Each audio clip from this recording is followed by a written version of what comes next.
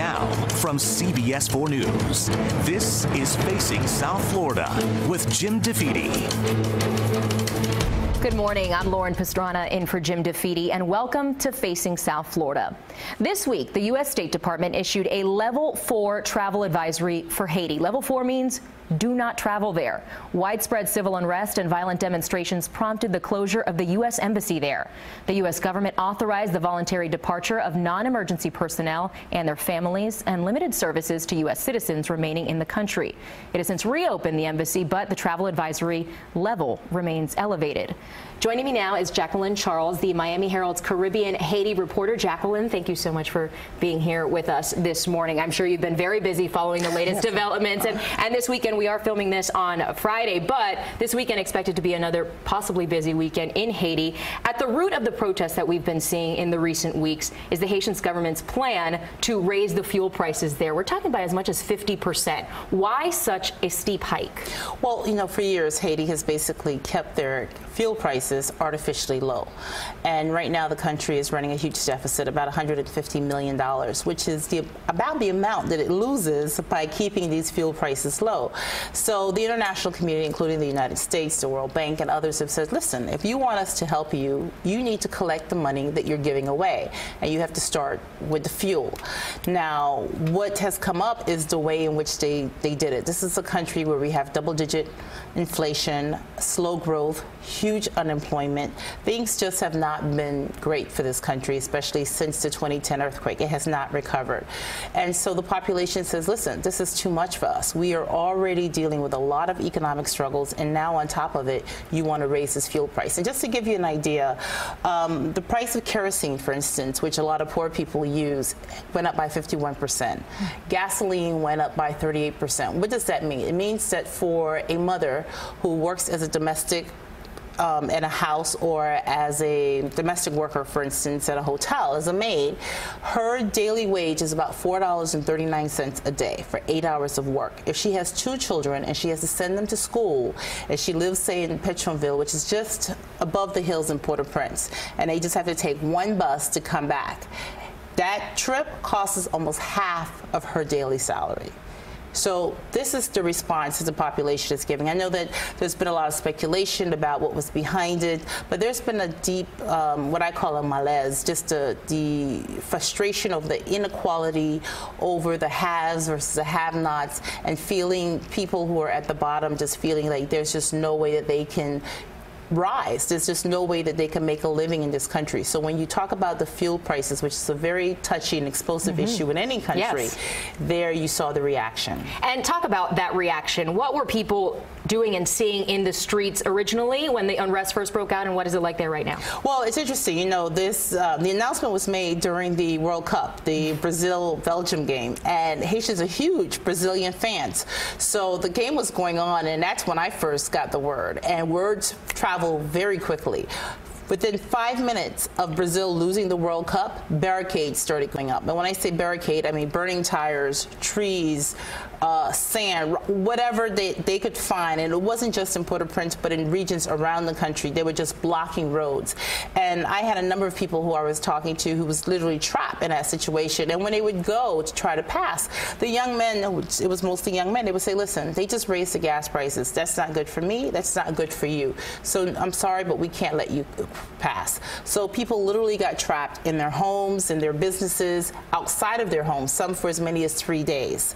And then what happened Saturday morning? The Prime Minister, about 7 a.m., he gives an address to the nation. He doesn't reverse the decision, but he basically explains it, and then he talks about what the government has been doing, but he makes no mention in terms of what we're going to do about jobs, what we're going to do about putting food in people's stomach, and people reacted very angrily to that. And then we saw it got really violent. And then this is when the rioting started, the looting started, and there were a number of businesses that were looted. One luxury hotel, there were 7 cars that were set on fire outside. The hotels were fine, but it was just people expressing, you know, their anger. There was a supermarket chain, 3 of their stores were also looted. And I hear those employees lost their jobs. 673 just from that one supermarket chain, you know, and so people have said, said, I can understand why are you, sort of turning on yourself. And some people make the argument, well, the people, they can't go into these supermarkets anyway. They can't afford that, that stuff. It doesn't justify the violence. And the private sector, which is very angry about what has happened because they've now lost a lot. They don't have the insurance to cover it. But they recognize that what happened here was a result of the frustration and the sheer despair of this population.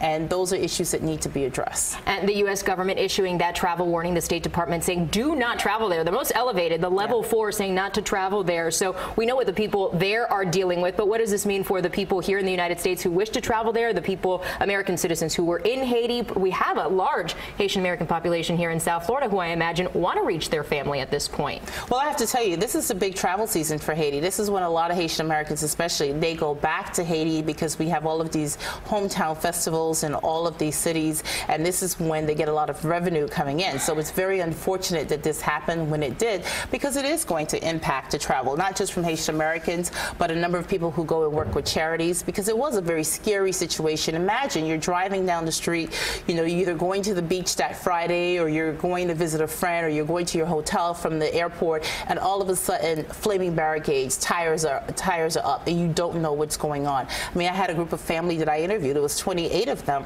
and they were literally stuck at a police station. They had been there for 3 days, but after 3 days they were feeling very sort of insecure about the situation, because it's like all of a sudden everybody knows that we're here and we need to be able to move. They couldn't go back because there were barricades, and eventually the Haitian SWAT came and took them out.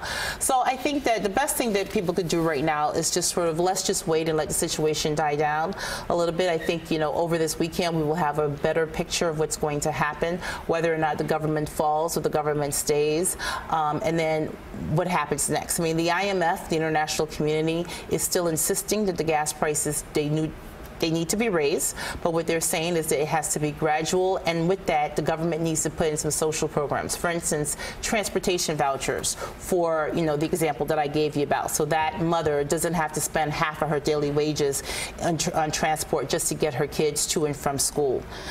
Public canteens, so that people could find a place to get some food, because, the money that they would have spent on food, they now have to use it on transportation. So that's what they're saying, that we need to put in some social measures, because at the end of the day, Haiti does need money. The money that was promised by the international community after the earthquake, over $10 billion, that money never really came.